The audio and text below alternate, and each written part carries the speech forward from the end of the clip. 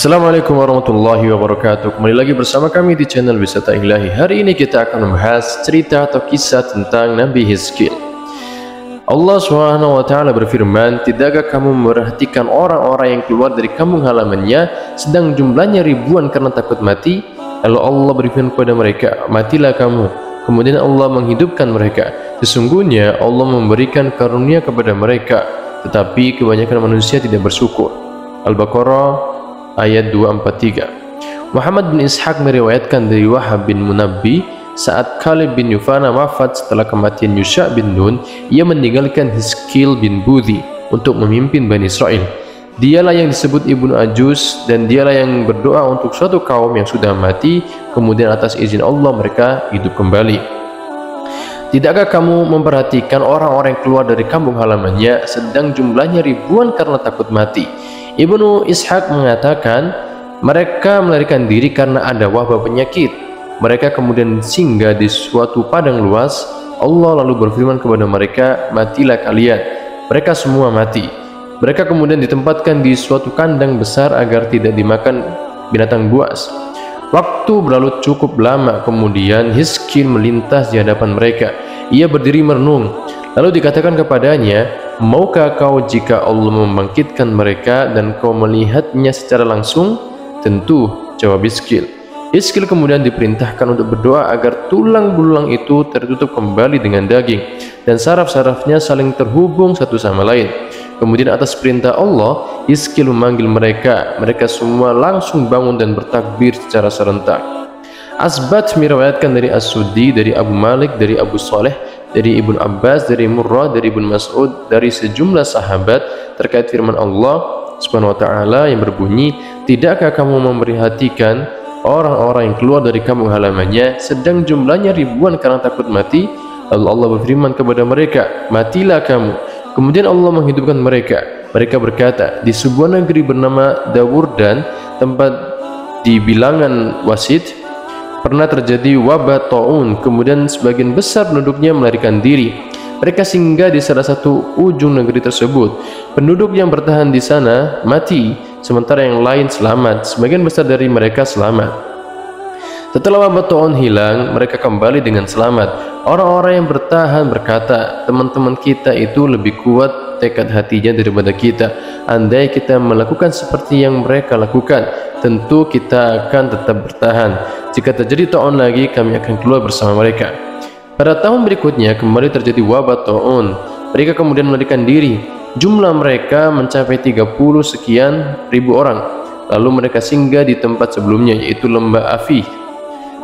Seorang malaikat dari bawah lembah memanggil mereka, sementara malaikat lain memanggil dari atas lembah, matilah kalian semua. Mereka semua mati. Setelah semuanya mati dan jasad-jasad mereka masih ada, seorang nabi bernama Hizkil melintas di dekatnya. Saat melihat jasad-jasad itu, ia berdiri menatap mereka. Ia memikirkan mereka sambil melingkarkan jari di dagu. Allah kemudian mewahyukan padanya, kau ingin kuperlihatkan bagaimana aku menghidupkan mereka? Tentu, jawabnya. Yang dia pikirkan sebenarnya rasa kagum akan kuasa Allah terhadap jenazah-jenazah itu. Setelah itu dikatakan kepadanya, panggil mereka. Ia memanggil, wahai tulang-tulang, Allah memerintahkanmu untuk menyatu. Tulang-tulang kemudian berterbangan satu sama lain hingga menyatu menjadi susunan tengkorak. Allah kemudian mewahyukan padanya untuk memanggil, wahai tulang-tulang, Allah memerintahkanmu agar terbungkus daging. Tulang-tulang itu kemudian terbungkus daging, darah, dan baju yang dikenakan saat mati. Setelah itu dikatakan padanya, panggillah mereka. Ia kemudian memanggil, wahai jasad-jasad, Allah memerintahkanmu untuk berdiri. Mereka kemudian berdiri semua. Asbat berkata, Mansur meriwayatkan dari Mujahid, saat dihidupkan mereka mengucapkan, Maha suci Engkau ya Allah, dan dengan memujimu tiada ilah yang berhak diibadahi dengan sebenarnya selainmu. Mereka lalu pulang ke kaum mereka dalam kondisi hidup, dan mereka sendiri tahu bahwa mereka sudah mati. Rona kematian terlihat jelas di wajah mereka. Setiap kali mengenakan baju kembali menjadi tanah, hingga mereka semua mati tepat pada ajal yang telah ditentukan. Diriwayatkan dari Ibnu Abbas mereka berjumlah 4.000 orang. Juga diriwayatkan dari Ibnu Abbas mereka berjumlah 8.000 orang. Diriwayatkan dari Abu Saleh 9.000 orang. Juga diriwayatkan dari Ibnu Abbas 40.000 orang. Diriwayatkan dari Sa'id bin Abdul Aziz, mereka berasal dari penduduk Azriyat. Ibnu Jurayj meriwayatkan dari Atha, ini adalah perumpamaan. Maksudnya disampaikan sebagai perumpamaan yang menjelaskan bahwa kewaspadaan sama sekali tidak berguna bagi takdir. Pendapat jumhur lebih kuat bahwa kejadian ini nyata. Imam Ahmad dan dua pemilik kitab Sahih meriwayatkan dari jalur Zuhri dari Abdul Hamid bin Abdurrahman bin Zaid bin Khattab dari Abdullah bin Harith bin Naufal dari Abdullah bin Abbas, suatu ketika Umar bin Khattab pergi ke Syam. Setelah tiba di Sarah, ia disambut komandan pasukan tertinggi Abu Ubaidah bin Jarrah beserta rekan-rekannya. Mereka memberitahukan kepada Umar bahwa di Syam terjangkit wabah penyakit. Ibnu Abbas menyebutkan hadis ini hingga tuntas. Disebutkan dalam hadis ini, Umar bermusyawarah dengan kaum Muhajirin dan Ansar. Mereka berbeda pendapat menyikapi wabah penyakit ini. Abdurrahman bin Auf kemudian datang setelah menunaikan sebagian keperluan. Ia berkata, aku punya ilmu terkait hal ini. Aku pernah mendengar Rasulullah SAW bersabda, jika ia, wabah penyakit, berada di suatu negeri, sementara kalian berada di sana, janganlah kalian keluar untuk melarikan diri darinya. Dan jika kalian mendengarnya terjangkit di suatu negeri, jangan pergi ke sana. Umar kemudian memuji Allah lalu pulang.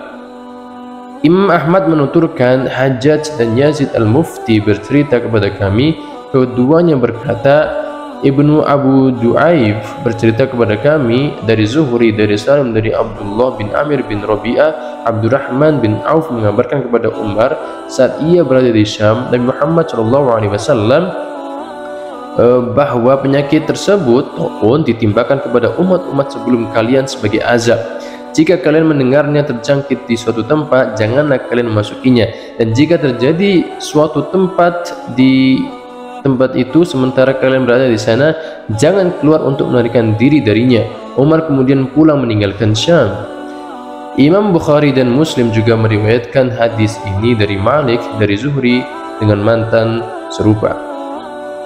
Muhammad bin Ishaq mengatakan, tidak ada keterangan berapa lama Hizkil berada di tengah-tengah Bani Israel. Setelah itu Allah mewafatkannya. Setelah Hizkil wafat, Bani Israel melupakan perjanjian yang Allah sampaikan pada mereka. Peristiwa-peristiwa besar terjadi di antara mereka. Mereka menyembah berhala. Di antara berhala yang mereka sembah bernama Ba'. Allah kemudian mengutus Ilyas bin Yasin bin Fanhas bin Aizar bin Harun bin Imran kepada mereka. Wallahu a'lam bishawab. Mungkin sekian dari kami mengenai cerita atau kisah Hizkil. Ya, referensi yang kami gunakan adalah kisah para nabi karya Imam Ibnu Katsir. Semoga kita semuanya bisa mengambil hikmah dan pelajaran dari kisah yang disampaikan. Sekian, assalamualaikum warahmatullahi wabarakatuh.